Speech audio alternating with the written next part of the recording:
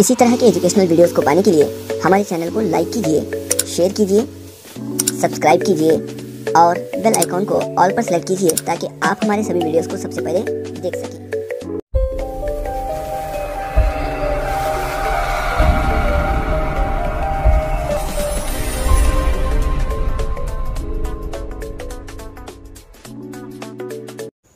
बिस्मिल्लाहिर्रहमानिर्रहीम। आज हम देखेंगे हफ्तुम जमात के समाजी साइंस का इक्तसाबी नुकात नंबर 2। तो इस मश्क में क्या है यहाँ पर आप देख सकते हैं। सबसे पहले है एक साल में कितने दिन होते हैं। जैसा कि आप सब जानते हैं कि एक साल में 365 दिन होते हैं। इसके बाद है दहाई का मतलब कितने साल। तो दहाई का मतलब होता है 10 साल। इसी तरह सदी के कितने दिन होते हैं। तो जैसा आप सब जानते हैं कि एक सदी का मतलब होता है 100 साल। तो 100 साल ज़रब 365 दिन, तो ये हो गया 36,500 दिन। तो इसका जवाब है 36,500 दिन। आगे देखिए, दहाई का मतलब 10 और सदी का मतलब 100 साल है। नीचे खाना पूरी करने के लिए कहा गया है सदी से मुराद। तो इसका सीधा जवाब है सदी से मुराद 100 साल। अगला जो सवाल है वो है 1000 साल से मुराद। तो 1000 साल से मुराद, इसे अंग्रेज़ी में मिलेनियम भी कहा जाता है, लेकिन उर्दू के अंदर स्पेसिफिक होकर कोई भी इसका अलग से नाम नहीं है, बल्कि इसे 1000 साल से मुराद 1000 साल ही होगा। तो यहाँ पर हम जवाब लिखेंगे 1000 साल।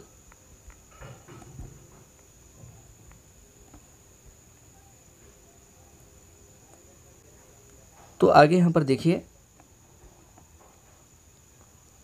तारीख में अदवार बहुत अहम होते हैं। हम 365 दिन को एक साल कहते हैं ना। इसी तरह 10 सालों को दहाई कहा जाता है, 100 सालों को सदी कहा जाता है, 1000 साल को 1000 साल। इसी तरह कबल मसीह से मुराद क़म से मुराद कबल मसीह और सन से मुराद सन ईस्वी होता है। तो यहाँ से शुरू होता है इक्तसाबी सफ़ा नंबर 3। जैसा कि आप सब जानते हैं कि सदी का मतलब होता है 100 साल। 100 साल को एक सदी कहा जाता है।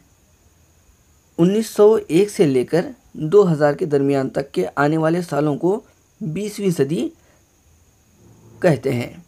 तो 1901 से लेकर 2000 के दरमियान जो भी साल आएंगे उसको हम 20वीं सदी कहेंगे। तो 21वीं सदी कहाँ से शुरू होगी। 21वीं सदी शुरू होगी 2001 से 2100 तक। इसे और मज़ीद जानने के लिए देखिए यहाँ पर 14वीं सदी जो है 1301 से लेकर 1400 तक।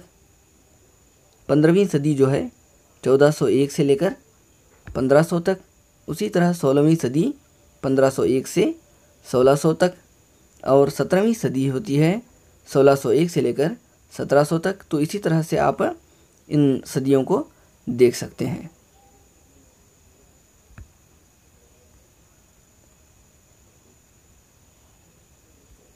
तो यहाँ पर चंद सन ईस्वी दी गई है जिनकी सदी हमको मालूम करनी है। जैसे मिसाल के तौर पर यहाँ पर दिया गया है कि 2021 जो है ये कौन सी सदी है। तो जैसा हमने पिछले चार्ट में देखा कि 2001 से लेकर 2100 तक ये कौन सी सदी होगी। जी हाँ, ये होगी 21वीं सदी। कौन सी सदी। 21वीं सदी। तो यहाँ पर हमारा जवाब होगा 21। इसी तरह 1885 कौन सी सदी होगी। तो हमने चार्ट में ये भी देखा कि 1801 से लेकर 1900 तक के दरमियान जो साल आते हैं वो आते हैं 19वीं सदी कहलाते हैं वो। और उसी तरह 1600 ईस्वी यहाँ पर देखिए 1600 ईस्वी कहाँ से शुरू होगी, 16वीं सदी जो है 1501 से लेकर 1600 तक। तो ये कौन सी सदी होगी, ये होगी 16वीं सदी। उसी तरह 1550, तो 1550 ये किस में आएगा, जी हाँ ये भी आएगा 16वीं सदी में, क्योंकि 1501 से लेकर 1600 तक जो भी साल आएंगे वो 16वीं सदी होगी। इसी तरह 1951 होगा, जी हाँ बिल्कुल सही, 20वीं सदी, क्योंकि 1901 से लेकर 2000 के दरमियान जो भी साल आएंगे उनको हम 20वीं सदी कहेंगे। तो नीचे देखिए, ज़ेल के वाक़यात को तारीख के लिहाज से तरतीब में लिखिए। तो यहाँ पर चंद मिसालें दी गई हैं तारीख वाली, जिनको हमें दुरुस्त तौर पर तरतीब देना होगा। तो तुम्हारी पैदाइशी साल, तो उमूमन जो है हफ्तुम जमात के बच्चे जो हैं 2008 में जो है इनकी पैदाइशी साल होगी। हिंदुस्तान की आज़ादी का साल आप जानते हैं 1947। तुम्हारे मदरसे में दाखिला, तो 2008 में अगर आपकी पैदाइश हुई होगी तो 6 साल बाद यानी 2014। हिंदुस्तान की पहली जंग आज़ादी, हिंदुस्तान की पहली जंग आज़ादी हुई थी 1857। तो इसे तरतीब से अगर हमें लिखेंगे तो सबसे पहले लिखेंगे हिंदुस्तान की पहली जंग आज़ादी, क्योंकि 1857 में हुई थी। दूसरे नंबर पर आएगा हिंदुस्तान की आज़ादी का साल 1947।